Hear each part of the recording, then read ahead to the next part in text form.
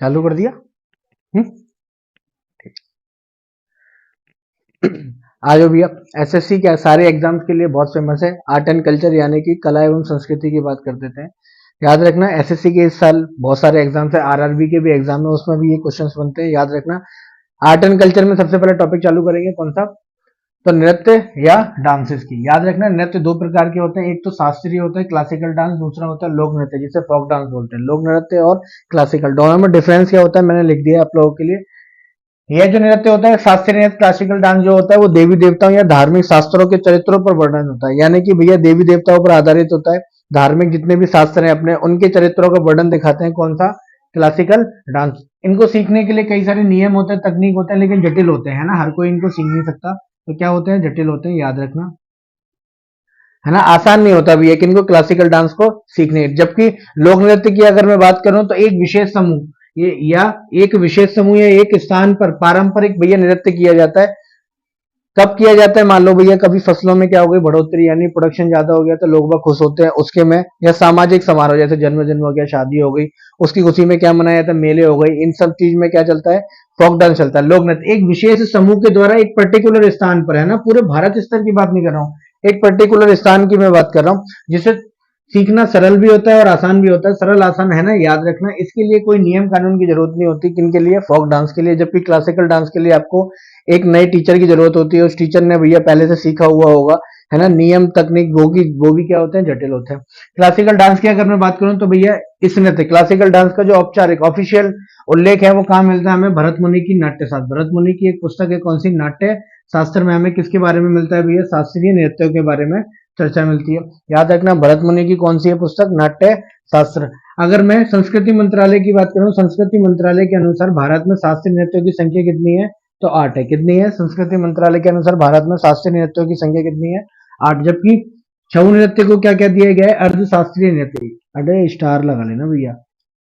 छऊ नृत्य को क्या कह दिया गया है? अर्ध शास्त्रीय नृत्य। जबकि अगर फोक डांस की बात करें तो भारत में लगभग कितने? भारत में लगभग लगभग कितने? 30 फोक डांस है ना। इन सबों के बारे में मैं अच्छे से करा दूंगा, है ना। याद रखना भारत में शास्त्रीय नृत्यों की संख्या अगर पूछे संस्कृति मंत्रालय के अनुसार तो कितनी है? 8। जबकि जो छऊ नृत्य है वो कहाँ का है भैया? कहाँ का है ये तो मैं बताऊंगा ही बताऊंगा, लेकिन छऊ जो नृत्य है वो अर्धशास्त्रीय नृत्य है। कैसा है? अर्धशास्त्रीय नृत्य है ना, याद रखना।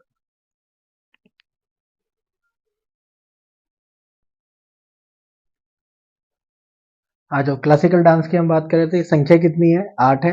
यानी कि संस्कृति मंत्रालय के अनुसार क्लासिकल डांस की संख्या कितनी है? 8 है। और साथ ही अगर छऊ नृत्य की बात करें तो उसे अर्ध शास्त्रीय नृत्य कहा जाता है ना। एक एक करके सारे पढ़ लेते हैं। याद रखना ये सारे वो क्वेश्चन हैं जो प्रीवियस ईयर में आए हुए हैं, एसएससी और आरआरबी। याद रखना इस साल के लिए ये दो ही पेपर हैं जो महत्वपूर्ण है, एसएससी और एक आरआरबी, जिनसे ये क्वेश्चन बार बार पूछे जाते हैं। ये सारे क्वेश्चन आपको रिपीटेड मिल जाएंगे। याद रखना भरतनाट्यम की बात कर लेते हैं। भरतनाट्यम कहाँ का है? शास्त्र में तमिलनाडु का है। याद रखना तमिलनाडु के मंदिरों का सबसे पुराना और प्रसिद्ध नृत्य है कौन सा? भरतनाट्यम। कहा जाता है इसकी शुरुआत भगवान ब्रह्मा ने भैया जब किसको आग्रह किया था? भरत को क्या किया था? आग्रह किया था। तब से इसकी क्या कही जाती है? शुरुआत मानी जाती है। इसके अलावा एक शब्दावली है एक हार्य लास्यांग। एक हार्य लास्यांग इसी की एक रूप है, याद रखना, जिसमें क्या कहा जाता है कि जो नर्तकी होती है यानी कि जो डांस करने वाली होती है वो कई सारी भूमिकाएं निभाती है ना। इसी का एक रूप है कौन सा? एक हार्य लास्यांग से ही भैया क्या हुआ ये? तो भरतनाट्यम विकसित हुआ। इसके अलावा भैया क्वेश्चन कहाँ से बनते हैं इसके? तो क्वेश्चन बनते हैं कि प्रमुख कलाकार, राज्य और पुरस्कार। याद रखना कि वह कलाकार किस, क्वेश्चन बनता है कि निम्नलिखित में से यामिनी कृष्णमूर्ति भैया किस शास्त्रीय नृत्य से संबंधित है? तो क्लासिकल डांस से, है ना। याद रखना इनके पुरस्कार से भी कभी क्वेश्चन बन जाता है, हालांकि नहीं तो केवल इतना ही बनता है कि ये किससे संबंधित है और किस राज्य से, है ना। तो कलाकार की अगर मैं बात करूं, सोनल मानसिंह कहाँ की है? महाराष्ट्र की। इनको पद्म भूषण मिला था 1992 में और पद्म विभूषण मिला था 2003 में। इसके अलावा यामिनी कृष्णमूर्ति। ये सारे क्वेश्चन वो हैं जो प्रीवियस ईयर में है, हालांकि है तो बहुत सारे और कलाकार, लेकिन मैं उतने ही करा रहा हूँ जो प्रीवियस ईयर में है ना, जो रिपीटेड क्वेश्चन है कई बार। यामिनी कृष्णमूर्ति की अगर बात करूं तो ये कुचिपुड़ी से भी संबंधित है। कहाँ की है? तमिलनाडु की है। इनको पद्मश्री मिला कब? 1968 में। इसके अलावा पद्म विभूषण कब मिला? इन्हें 2001 में। और पद्म भूषण कब मिला? 2001 में। पद्म विभूषण मिला 2016 में। इसके अलावा रुक्मणी अरुंडेल की अगर मैं बात करूं, रुक्मणी देवी अरुंडेल की, तमिलनाडु की, ये क्वेश्चन बना हुआ है। प्राण मित्र पुरस्कार इनको कब मिला? 1968 में मिला। कालिदास सम्मान इनको कब मिला पुरस्कार? तो 1984 में। संगीत नाटक अकेडमी कब मिला इनको? 1957 में। इसके अलावा पद्म भूषण इनको कब मिला? 1956 में। इसके अलावा कुछ और है, इसके अलावा एक और है, क्या है? पद्मा सुब्रमण्यम कहाँ के हैं? तमिलनाडु का। याद रखना, मोस्टली अगर क्वेश्चन बना है तो केवल कहाँ के बन, जैसे सोनल मानसिंह किस शास्त्रीय नृत्य से संबंधित है? 4 ऑप्शन दे देगा शास्त्रीय नृत्य का और पूछ लेगा, है ना। इसके अलावा जितना मैं लिखा रहा हूँ इनको एक से नहीं, दो नहीं, 3 बार, कम से 4-4 बार इनको पढ़ना जरूर है ना भैया। याद रखना, नोट्स बना लेंगे। अगर मैं आप लोगों के लिए मेहनत कर रहा हूँ तो आप लोगों को ही मेहनत करनी पड़ेगी अपने लिए, है ना।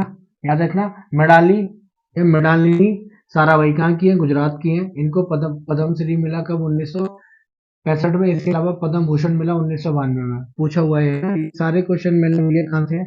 जो प्रीवियस ईयर में पूछे हुए हैं उन सभी से मैंने लिखे हैं। नहीं तो देखो, टी बालाकृष्ण बाला सरस्वती से केवल इतना पूछा कि ये किससे संबंधित है, तो भरतनाट्यम से। तो मैंने केवल इनके राज्य लिख दिए, इनको कितने कितने पुरस्कार मिले वो नहीं लिखा, जो महत्वपूर्ण है वही लिखूंगा।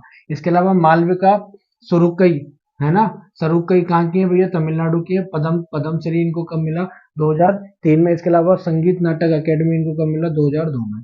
इसके अलावा मीनाक्षी श्रीनिवासन कहाँ की है? तमिलनाडु की। और टी बाला सरस्वती कहाँ के हैं? तमिलनाडु के। याद रखना। इसके बाद और कुछ करेंगे। सारे के सारे शास्त्रीय नृत्य याद रखना, बहुत महत्वपूर्ण क्वेश्चन है भैया यहाँ से।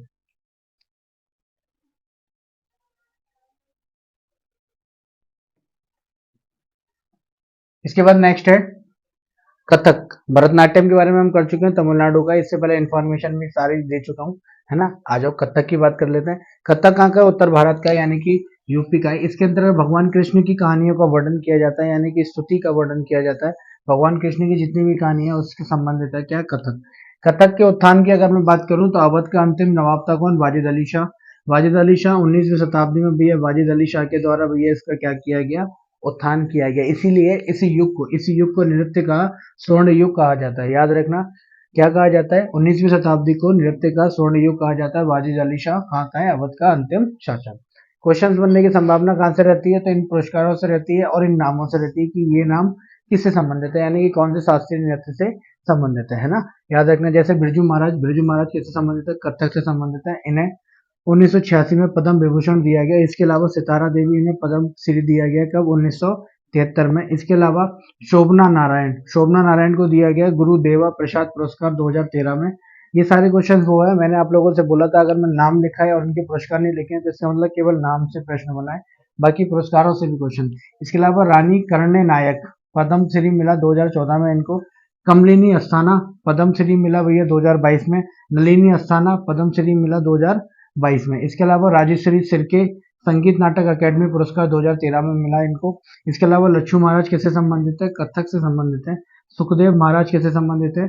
कथक से संबंधित है। अदिति मंगलदास किससे संबंधित है? कथक से संबंधित है। नंदिनी सिंह किससे संबंधित है?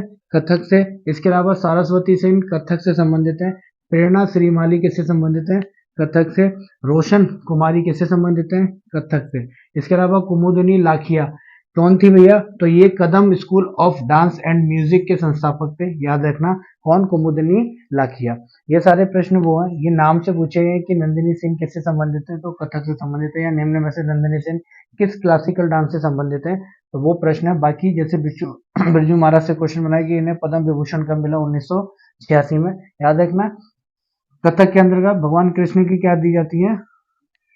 कहानियों को वर्णन किया जाता है। इसके अलावा ये कहाँ का है? उत्तर भारत, यानी कि यूपी का। उत्थान कब हुआ था?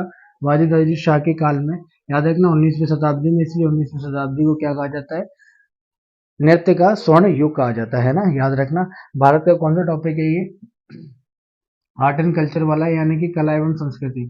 कला एवं संस्कृति का टॉपिक है। बहुत क्वेश्चन बनते हैं भैया इस टॉपिक से, है ना।